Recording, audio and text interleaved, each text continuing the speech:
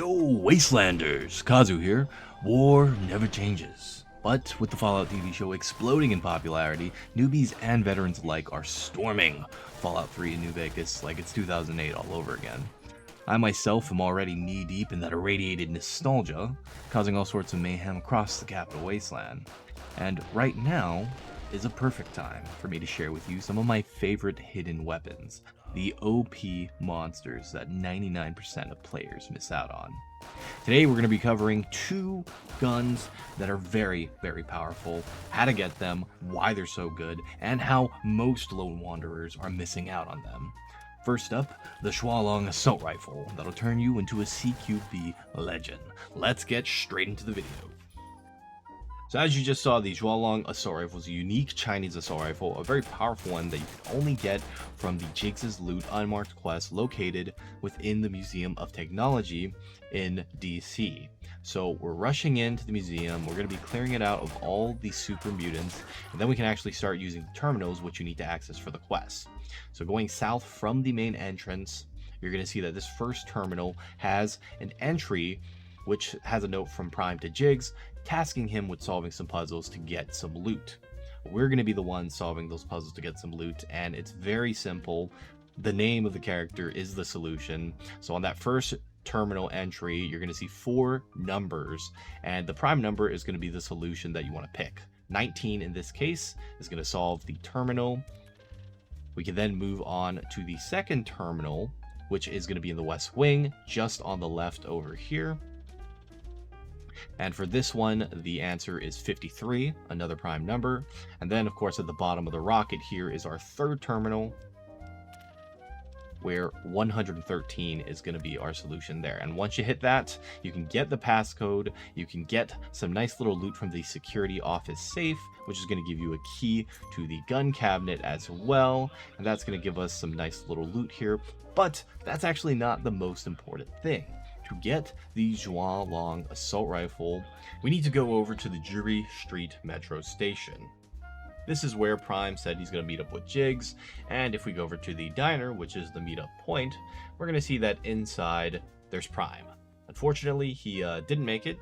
His head got blown off, and he's a dead corpse on the floor, but that just means we get to loot him for free without worrying about any sort of karma loss. So it's very nice. You can get all the goodies from him, including the Xuanlong assault rifle, which is going to be our unique weapon. And congratulations, now you have one of the best assault rifles in the entire game of Fallout 3.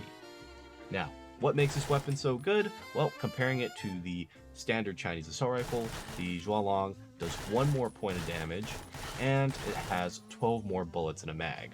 So the Xuanlong has 36 bullets in a mag, the regular Chinese assault rifle only has 24 bullets in a magazine, and basically that makes this weapon a very, very good CQB close quarters mag dumping firearm because of the total damage output you can do without having to reload. So with 36 bullets in a mag and you're dealing 12 damage per bullet, you're going to be outputting around 432 points of damage per magazine, as opposed to the regular Chinese assault rifle, which is going to be around 264 points of damage per magazine.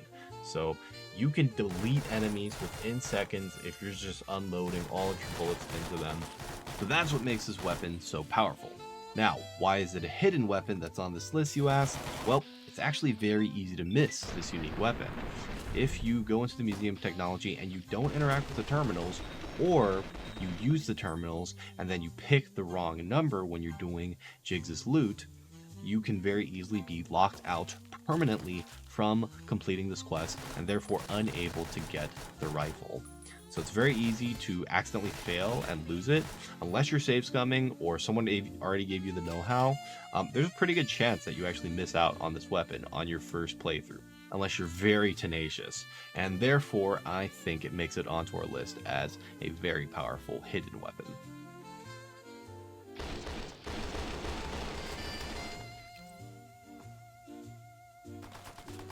Alright, so the other weapon that I wanted to mention in this list is going to be the Fire Lance. It is perhaps one of the most nefarious, one of the most powerful weapons you can get in Fallout 3.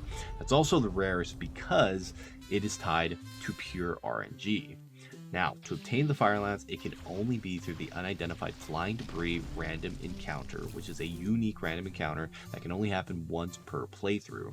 For those of you who don't know how random encounters work, basically I'm going to throw up a map on screen, and all of the yellow dots are where type A random encounters can occur, and all the red dots are where type B random encounters can occur. There is a list of various random encounters that can happen at either type A or type B locations, and the unidentified flying debris can only happen at type A.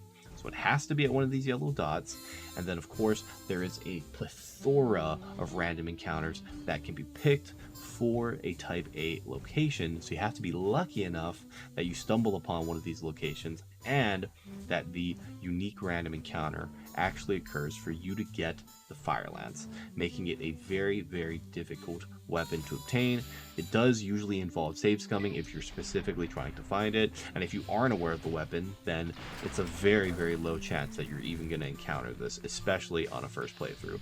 Maybe if you played the game for hundreds of hours, you've seen it once, twice, a few times, but chances are you have never seen this weapon, and so hopefully with this information here, I'll show you how to get it reliably.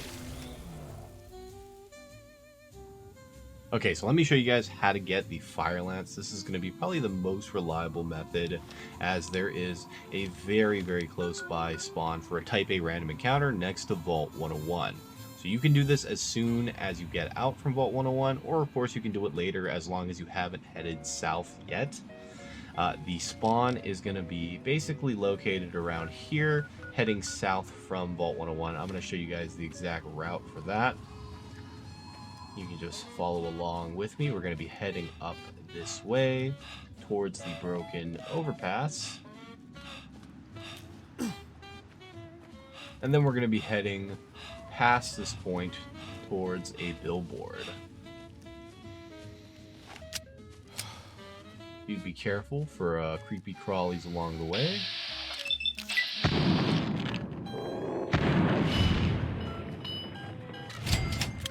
And I did forget to mention, but we are using a Modlist Nuclear Sunset that is overhauling all our graphics. We are playing Fallout 3 through Fallout New Vegas and Tales of Two Wastelands. If you guys want to pick those up, links will be in the description below. But yeah, we're going to make our way over to the billboard that we can just barely see over there. Alright, and as soon as we get to this billboard, if you see that explosion happen, then you have triggered the unidentifiable flying object random encounter, and you're good to go. You're going to be able to get the Fire Lance, which is going to be this beauty over here.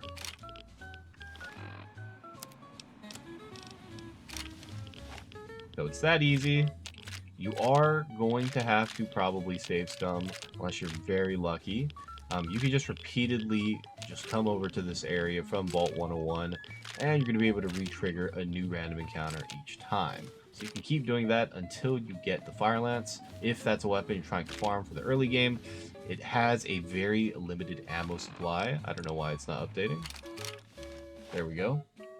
It has a very limited ammo supply, as you can tell. However, the damage is incredibly high. So keeping this as a weapon, a backup weapon for killing powerful enemies to maybe get yourself ahead in the early game is going to be a great idea. It does 80 damage, base damage, and it has 480 DPS, which is insane for the early game. Of course, it seems weaker than Alien Blaster on paper because the Alien Blaster has 100 base damage, but when we take into account perks, this weapon can actually use both the Pyromaniac and the Xenotech Expert perk. Alright, so as you can see, we have the Pyromaniac perk. This is going to increase our fire-based damage by 50%, which is insane. And as you can see, our Fire Lance is now doing 120 damage, which is 20 more damage over the Alien Blaster. And then, of course, we can also have the Xenotech Expert. The Xenotech Expert, we deal an additional 20% damage with alien technology. And now our Fire Lance is doing 144 damage. Our DPS is 672. It's got a crit chance of 100%. I mean, this weapon is absolutely bonkers busted. Now, there are additional areas where you can get alien power cells so that you can get more ammo for the fire lance. You can go to the alien crash site, you can go to Fort Bannister, Fort Independence. I'll show that info up on screen. If you have the DLC, you can get a maximum of 1,152 alien power cells, a lot of which comes from broken steel and mothership data. Now, even with limited ammo, you can of course just conserve this weapon and use it for big targets like Sumune Behemoths and Deathclaws and Power Armor Troopers. This thing is going to melt through them with the insane amounts of DPS that it can output. So it really is a very powerful weapon. Of course, if you're not going to take Pyromaniac, then maybe the Alien Blaster is going to be a better choice for you. But either way, I think it definitely helps to know about this freaking badass gun, because you can get it very early if you know what to do. And I hope this video has been helpful for you guys. If you have enjoyed the content and you're looking forward to more Fallout content, please like, comment, subscribe. It really helps out the channel. Also, it really motivates me to make more videos. And I'm hoping that that Fallout 3 remaster comes out. If it does, this is going to be even more useful for you guys. But regardless, I hope you enjoyed the video. That's going to be it for today. I will see you guys in the next one. Peace.